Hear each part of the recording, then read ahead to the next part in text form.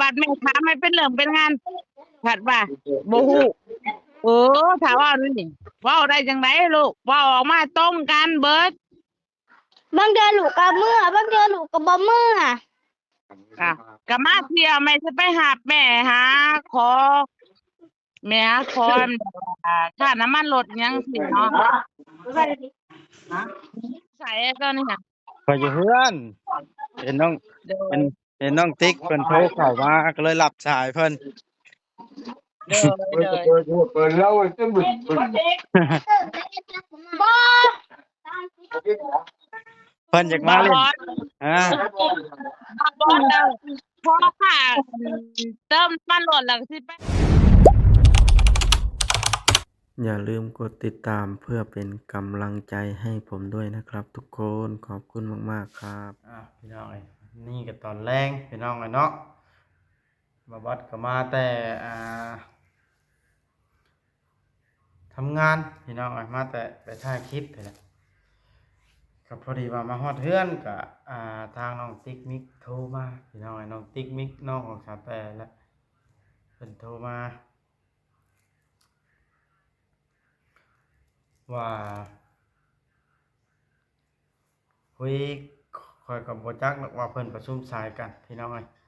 กับเอ้ยมดหรือว่าแม่ไม้ของเพิ่นล่ะเพิ่นโทรคุยกันเนาะแล้วครับสายบอกว่าเลยบันทึกไว้ให้ FC เบิ่งฟังนำกันเนาะ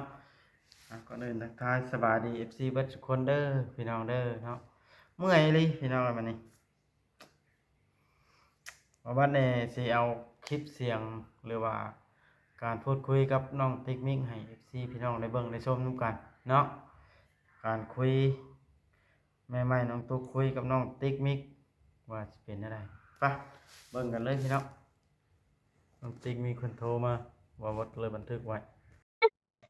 มันคือมีสายอันนี้เขาคือบอกแม่ลูก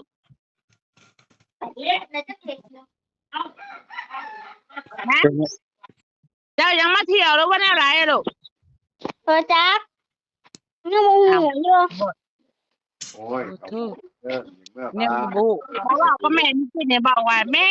ปิดเทอมเดือนหนึ่งยังมาเที่ยวแต่ต้องดีบัตรแม่ค้าไม่เป็นเรื่องเป็นงานผัดว่าบ่ฮู้ถ้าว่านี่เว้าได้จังไดลูกเว้าออกมาตรงกันเบิดบางเดือนลูกก็เมื่อบางเดือนลูกก็บ่เมื่อ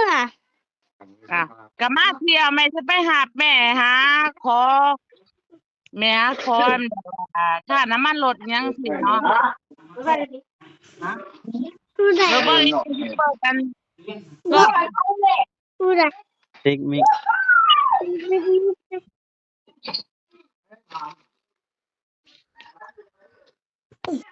น้องติ๊กมิกเลิกโรงเรียนบ่คือโทรมาเลิกแล้วเลิกแล้วทำลูกมึงทำบ่เอาโดยบอกเมื่อกี้ป่ะโดย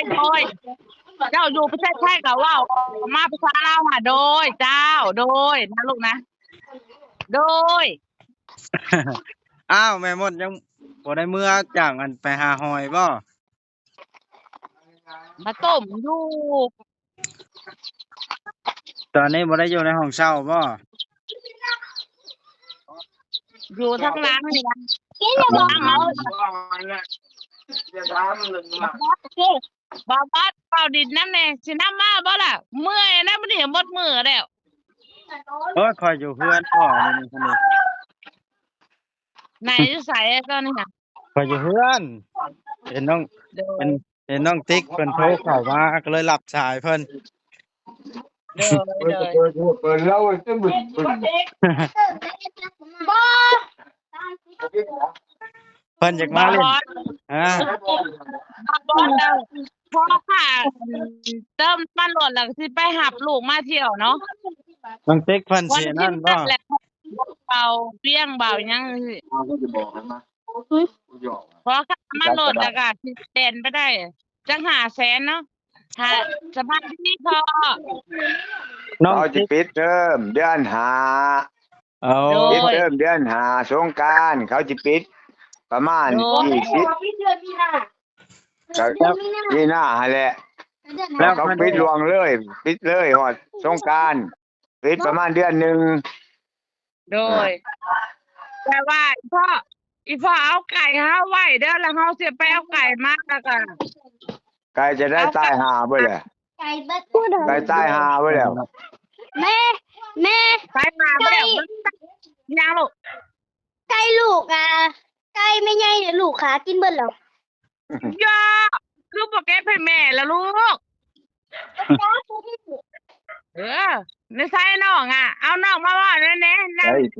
ไม่เล่นเลยดิ ไปแล้วจะไปจะไรพูดเอา ติ๊ก ไม่น่าเลยน่าที่เขาที่เขา จะว่านั่งติ๊กแม่ลูก ที่เขาแกล้งกัน จะไปเซยได้เลย เขาเป็นทางนะแล้วบอกว่าที่ไปพบเดี๋ยวเปล่านี่นะ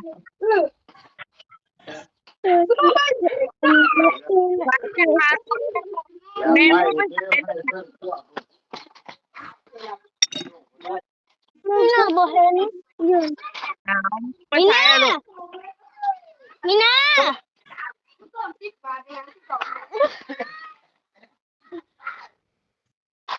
อีหลานคืองามขึ้นมาเบิ่งติ๊กงามขึ้นใช่กินยังน่ะหน้าใสนะ ไม่ลาเป็นชาวแล้วก็ เนื้อสายนางเมย์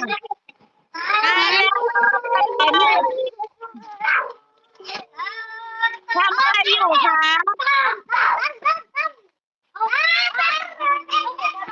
เอาหูบนอกมาดิ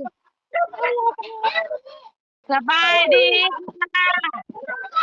สวัสดีค่ะแม่ค่ะ ไปไหนมาคะ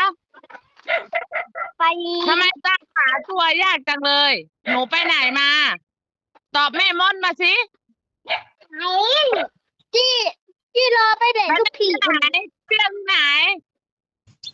มันคือของหอโรงเรียนหมดแล้วไป นี่มันคือ น้องว่าก่อนนี่ล่ะ เห็นเลย เวลาแม่เว้านะให้น้องเว้าก่อน เด็กนะ ไปเล่นที่ไหน เพื่อนมาเก็ม ไหนกอไก่ขอไข่ไหน ให้แม่มดฟังดิ ก็ไก่ อนุบาล ว่าไก่แล้วคอยังก็ไก่แล้วคอยังเฮ้ยกลัวก็ มีการบ้านเท่าไหร่ ด้วยข้าวนะ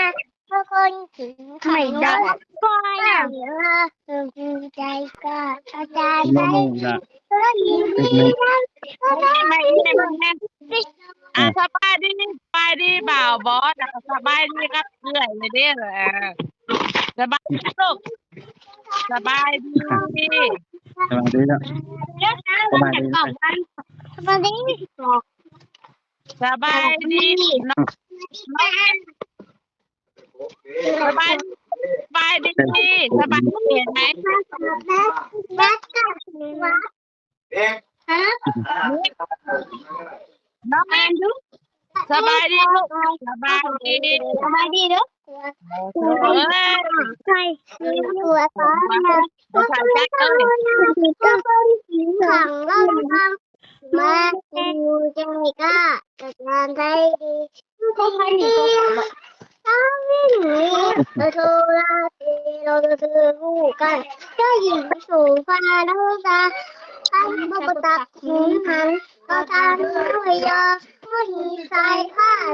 อาไผ่ยอมก็อ่านยังพอลูกตาโตมาเดี๋ยว เริ่มเป็นแล้วเด้สิ โอเคเราไม่ต้องไปที่ไหนเลยเราปวดท้องเราคนดูฟังใจได้ แล้วที่ถึงแม่ไม่ได้ ก็จะวิ่งหนีก็ได้มีก็แต่เจอหูปั้นก็ยิงอยู่ว่าโน้ตราเสื่อมไปก็จะถึงหันก็จะไม่ยอมก็หีใจข้าโน้ตราไม่ยอมก็เตือนเราลูกตาเต้าA B C D A B C D E Q R โอเคนะว่าต้องทำนี่เนาะเพราะว่าเคยหมดสิทำธุระตอนต่อไปเนาะ โอเคข่อยก็เห็นน้องโตมากเลยหลับสายแม่นเพิ่นประชุมสาย โด เนาะ ย เพราะว่าก็มีการหาทางน้ำนะเนาะก็มีร้านเก็บไว้ เดี๋ยวไปเหรอ เอาบ๊ายบายเพิ่นทุกคนเด้อเทคนิคบ๊ายบาย บายบายสวัสดีค่ะ แล้วจะเข้าเล่นน้ำกันใหม่เด้อ ไม่เอาคำว่าน่ารักน่าเกลียดน่าชัง พี่น้องเป็นอะไรได้พูดได้คุยแล้วได้เบิ่งแล้วพี่น้องเพิ่นคุยกันกับแม่ไม้โอ้โหดตะย่านเลยเนาะคุยกันนี่ก็ได้เทคนิคความไปอยู่พุ่นก็เบิ่งเขาก็หน้าตาดีขึ้นได้พี่น้องขาวสดใสขึ้นสมกับไปอยู่ประเทศไทยอยู่พี่น้องเพิ่นได้การทำเฮียนได้กินสะดวกสบายตามที่เบิ่งเนาะ